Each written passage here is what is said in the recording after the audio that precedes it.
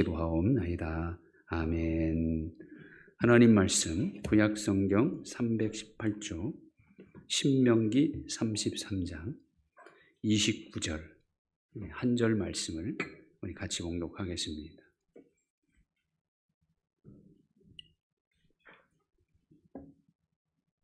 신명기 33장 29절입니다. 시작. 이스라엘이여 너는 행복한 사람이로다. 여호와의 구원을 너같이 얻은 백성이 누구냐? 그는 너를 돕는 방패시요 네 영광의 칼이시로다. 네 대적이 네게 복종하리니 내가 그들의 높은 곳을 밟으리로다. 아멘.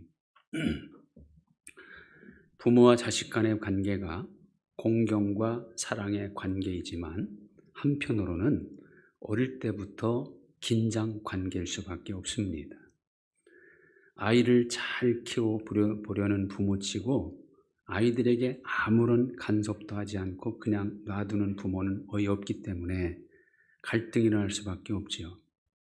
이런 갈등을 통해서 어릴 때부터 부모 자식 간의 관계가 상당히 비정상적인 아주 불편한 관계로 형성된 자식은 부모 때문에 인생 망쳤다 생각할 것이고, 부모는 부모대로 자식 때문에 큰 부담을 안고 살아가게 됩니다.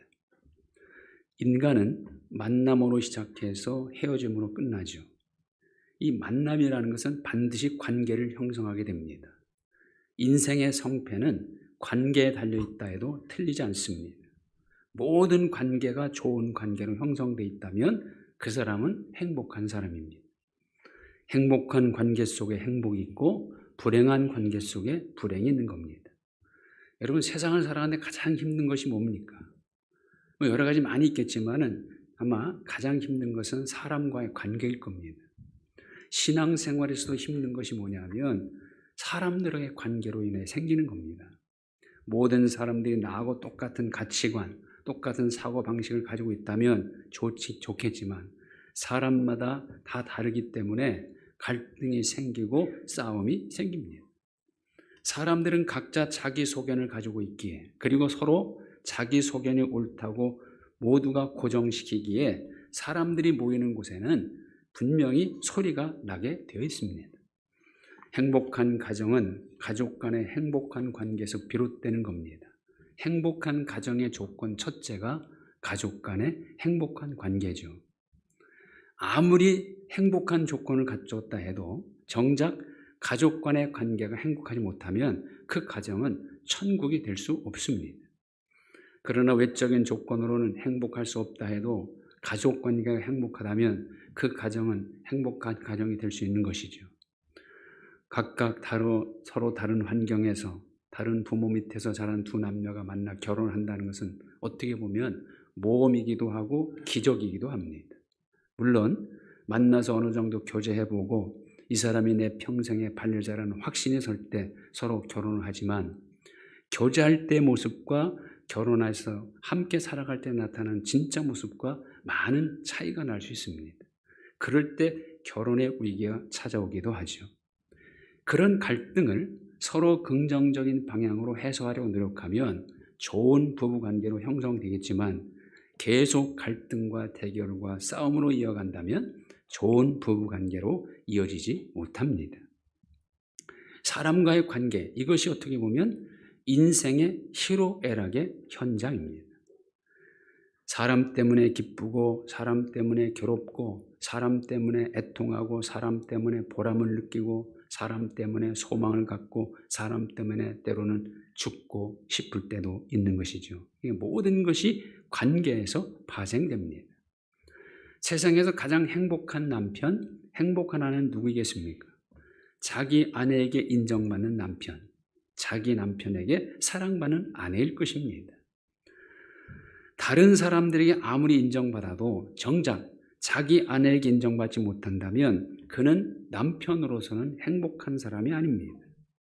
다른 사람들에게 아무리 사랑을 많이 받고 있다 해도 정작 자기 남편에게 사랑받지 못한다면 그는 아내로서는 불행한 사람일 겁니다. 가장 성공한 아버지 어머니는 누구겠습니까? 자기 자녀들에게 존경받는 아버지, 어머니일 겁니다.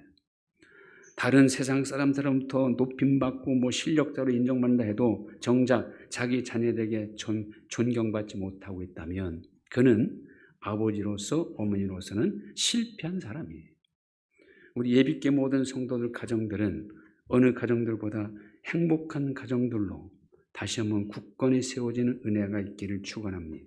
가족 간의 모든 관계들이 행복한 관계들로 회복되고 아내에게 인정받는 남편, 남편에게 사랑받는 아내가 되기를 소원합니다.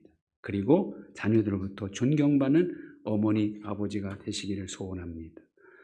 그러나 이 어떤 관계들보다도 가장 우선해야 할 관계가 있죠.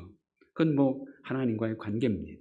왜냐하면 하나님과의 관계가 행복의 가장 근본적인 조건이기 때문입니다. 하나님과 관계가 단절될 사람은 살았다는 이름이 있으나 실상은 죽은 자죠. 왜냐하면 하나님이 생명의 주인이시고 하나님이 우리에게 살라고 명령하시기 때문입니다. 이 하나님과 단절된 상태는 아무 의미가 없습니다. 하나님과 단절된 상태로의 삶은 동물적인 삶일 뿐입니다. 헬라어로 사람이란 단어가 안드로포스입니다. 직역하면 위를 바라보다, 의역하면 하나님을 의지하다, 이런 뜻입니다. 사람의 사람됨은 위, 곧 우리를 창조하신 위에 계신 하나님과 관계를 맺고 사는 데 있다는 뜻입니다. 사람이 사람 되지 않고서 어떻게 행복할 수 있겠어요? 결국 인생은 행복의 근원이신 하나님과의 행복한 관계, 친밀한 관계가 행복의 근원이 되는 겁니다. 어느 인생이든 하나님을 떠나 있다면 그는 영적인 고아입니다. 하나님을 떠난 인생이 어떤 것인지는 예수님께서 탕자 비유를 통해 생생하게 보여주시죠.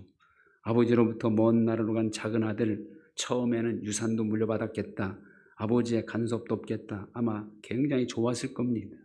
자기 하고 싶은 대로 살 수 있게 되었으니 나는 이제 완전한 자유인이다. 그래서 행복했을 겁니다. 그러나 그런 자유, 그런 행복은 오래가지 못합니다. 아니, 오래가지 못하는 것이 그런 것의 특징이죠. 얼마 못되어 그는 화랑방탕하여 있는 재산 다 허비하게 됩니다. 그에게 있어서의 재산은 어떤 겁니까? 그로 하여금 화랑방탕하게 한 도구였던 겁니다. 재산은 어떻게 사용하는가가 훨씬 중요합니다. 많아도 잘못 사용하면 그 많은 것이 화랑방탕하게 만드는 죄를 짓게 하는 도구가 됩니다.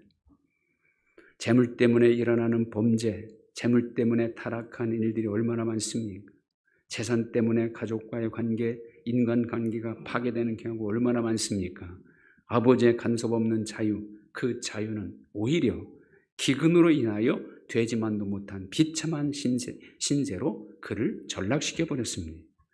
하나님을 떠난 인생이 바로 그렇다는 것을 우리 주님께서는 이 비유를 통해서 말씀하고 있는 겁니다.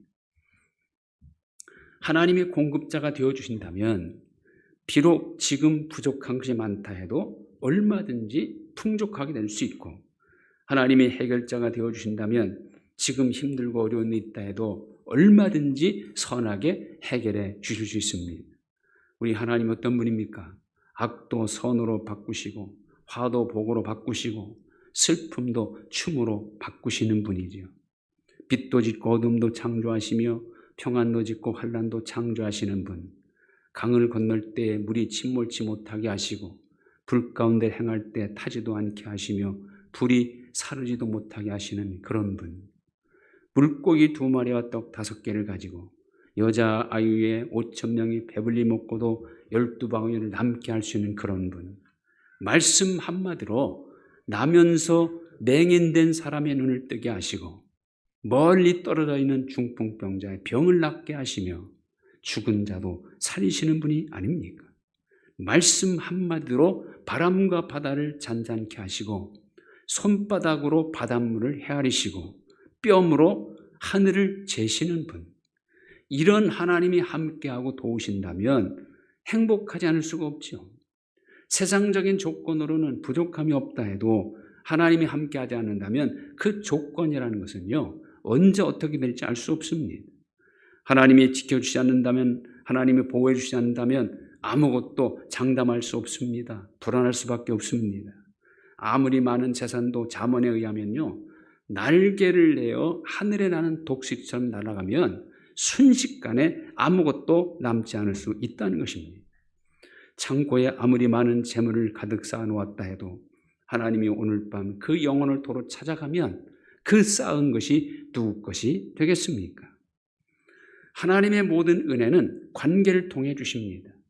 오늘 신명기 33장 말씀은 모세가 죽기 전에 이스라엘 각 지파별로 축복하는 내용이죠. 그 중에 오늘 읽은 29절은 이 33장 전체의 결론이기도 합니다. 각 지파별로 축복한 다음에 그 지파의 연합인 이스라엘 민족이야말로 진짜 행복한 사람임을 밝히는 말씀이에요. 이스라엘이여, 너는 행복한 사람이로다. 이스라엘이 어떻게 행복한 사람입니까? 다른 민족보다 수요가 많습니까? 아닙니다. 그들이 행복한 조건은 뭐냐 하면 그 다음 말씀 보시면 여호와의 구원을 너같이 얻은 백성이 누구냐? 그는 너를 돕는 방패시요 내 영광의 칼이시로다. 네 대적이 내게 복종하리니 내가 그들의 높은 것을 밟으리로다. 하나님이 구원한 백성이기 때문에, 하나님이 돕는 백성이기 때문에, 그리고 하나님이 승리케 하는 백성이기 때문에 이스라엘은 행복한 사람이라는 거예요. 가장 확실한 행복의 조건은 하나님과의 확실한 관계, 이것이 바로 하나님께서 주시는 행복한 사람의 확실한 조건이 된다는 겁니다. 자, 이스라엘 민족이 가나안 땅에 들어갈 때 이 가나안 땅이라는 곳은요, 실제로는 농사 짓기가 굉장히 척박한 땅이에요. 신명기 11장 10절에 보면 가나안 땅에서 이렇게 설명하죠. 내가 들어가 차지하려 하는 땅은 내가 나온 애굽 땅과 같지 아니하니 거기에서는 너희가 파종한 후에 발로 물대기를 채소밭에 댐같이 하였거니와 너희가 건너가서 차지할 땅은 산과 골짜기가 있어서 하늘에 내리는 비를 흡수하는 땅이요, 이렇게 설명합니다. 애굽은 거의 평지라는 거죠. 나일강의 물을 이용하는 관계시설이 발달해서 밭에 언제라도 물을 대서 농사를 지었습니다. 그런데 거기에 비해서 가나안 땅은 산과 골짜기가 많다는 겁니다. 자연적으로는 저수지가 형성되고 수로가 만들어진 지형이지만 그만큼 농사 지을 땅은 많지 않았던 겁니다.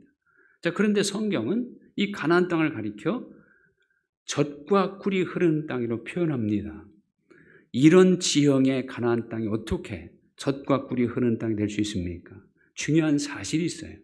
그것은 내 하나님 여호와께서 돌봐주시는 땅이라. 연초부터 연말까지 내 하나님 여호와의 눈이 항상 그 위에 있느니라. 여호와께서 너희 땅에 이른 비 늦은 비를 적당한 때 내리시리니 너희가 곡식과 포도주와 기름을 얻을 것이요 또 가축을 위하여 들에 풀이 나게 하시리니 네가 먹고 배부를 것이라. 가나안 땅이 어떻게 젖과 꿀이 있는 땅이 됐냐? 하나님이 돌보시는 땅이기 때문에, 항상 지켜보시는 땅이기 때문에, 하나님께서 이른 비와 늦은 비를 적당한 때에 내려주신 땅이기 때문에 거기서 포도주와 기름을 얻고 들에 풀이 나서 가축이 자라고 그것을 먹고 배부르게 된다는 것이죠. 결국 가나안 땅이 젖과 꿀이 흐르는 땅이 되는 것은 누구에게 달려있는 겁니까? 내 하나님 여호와께. 자, 그러면 하나님이 이런 은혜를 이스라엘이 받기 위해서는 무엇을 해야 합니까? 내가 오늘 너에게 명하는 나의 명령을 너희가 청종하고 너희 하나님 여호와를 사랑하여 마음을 다하고 성품을 다하여 섬기면, 이렇게 해주신다는 거죠. 이스라엘 민족이 말씀에 순종하고 하나님을 잘 섬기면 하나님께서 이렇게 행복한 사람으로, 그리고 가나안 땅을 젖과 꿀이 흐르는 땅으로 그렇게 만들어 주신다는 겁니다. 하나님은 역사하시고 이스라엘은 순종하고 섬기는 관계, 그 관계가 행복한 사람으로 이어지게 하는 관계라는 거예요. 자, 이 하나님은 지금도 역사의 주인이시고 지금도 똑같은 능력을 가지고 계신 분입니다. 그러므로 내가 하나님과 이런 관계를 맺고 살면 하나님은 지금도 내게도 이런 은혜를 베푸시는 것입니다. 하나님께서는 도저히 용서받을 수 없는 죄인인 우리 한 사람 한 사람을 구원하여 하나님과 관계를 회복시켜 주시기 위해서 독생자를 보내주셨고, 독생자이신 예수님은 순전히 우리 죄를 위하여 자기 생명을 십자가에 달려 스스로 죽어주시지 않았습니까? 하나님은 그 예수를 믿는 우리에게 하나님의 자녀가 되는 권세를 주셨습니다. 우리가 예수님을 영접하고 믿고 있다면 우리는 분명 하나님의 자녀입니다. 누가 뭐래도 세상에서 가장 존귀한 하나님의 자녀. 하나님은 우리의 아버지십니다.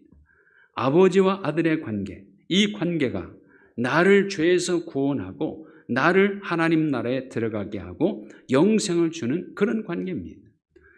그러므로 이제 이 관계를 철저하게 지켜야 되겠죠.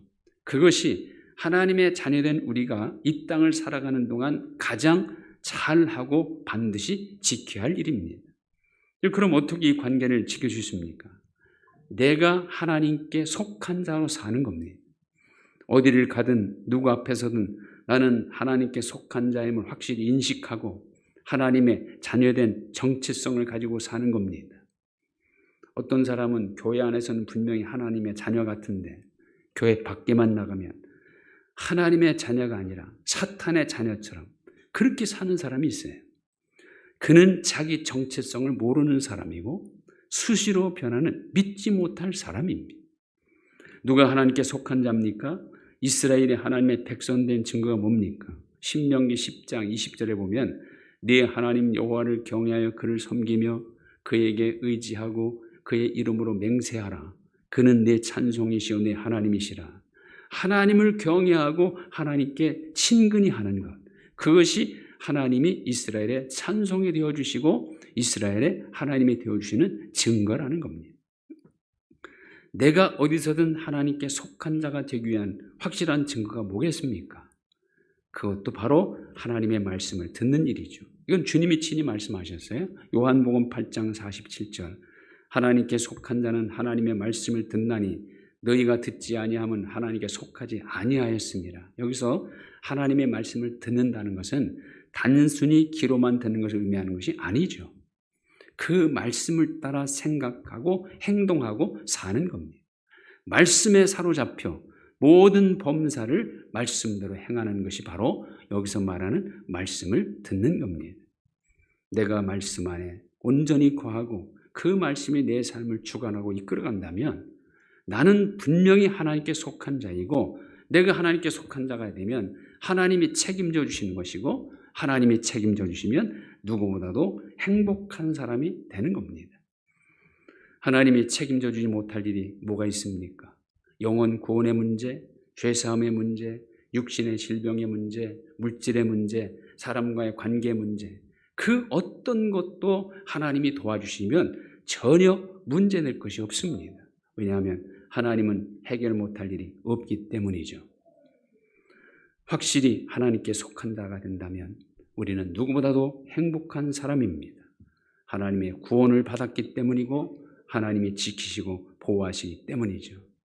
하나님과 더 친밀한 관계, 하나님께 속한 자로 살아서 하나님의 더 큰 사랑과 복을 받아 누리는 진정한 행복한 사람이 다 되시기를 주님의 이름으로 축원드립니다. 하나님 감사합니다. 행복한 사람으로 살아가기를 원합니다. 하나님께 속한 자로 살아갈 수 있게 하여 주시고 그래서 하나님의 책임과 하나님의 보호와 하나님의 복을 받는 진정한 행복한 사람이 될 수 있도록 인도해 주옵소서. 예수님의 이름으로 기도하옵나이다. 아멘. 우리 다 같이 일어나